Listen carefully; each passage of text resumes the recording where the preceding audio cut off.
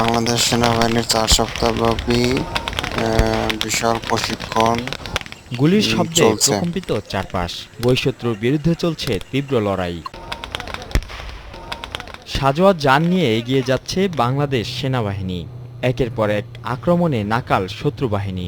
অতপর শত্রুর আত্মসমর্পণ আর বাংলার দামাল সেনাদের যুদ্ধজয়। এমনই গল্পের দৃশ্যপট সাজিয়ে ময়মনসিংহের মুক্তাগাছার চেচুবাজার এলাকায় চূড়ান্ত আক্রমণ অনুশীলনের মধ্য দিয়ে শেষ হল বাংলাদেশ সেনাবাহিনীর ৪ সপ্তাহব্যাপী শীতকালীন প্রশিক্ষণ অনুশীলন নবদিগন্ত।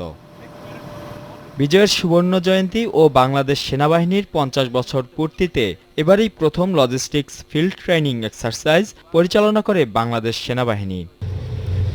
সম্প্রতি সেনাবাহিনীর হাতে আসা নতুন অস্ত্র সরঞ্জাম এবারের অনুশীলনে ব্যবহারের পাশাপাশি সেনাবাহিনীর লজিস্টিক্স স্থাপনা প্রথমবারের মতো সেনানিবাস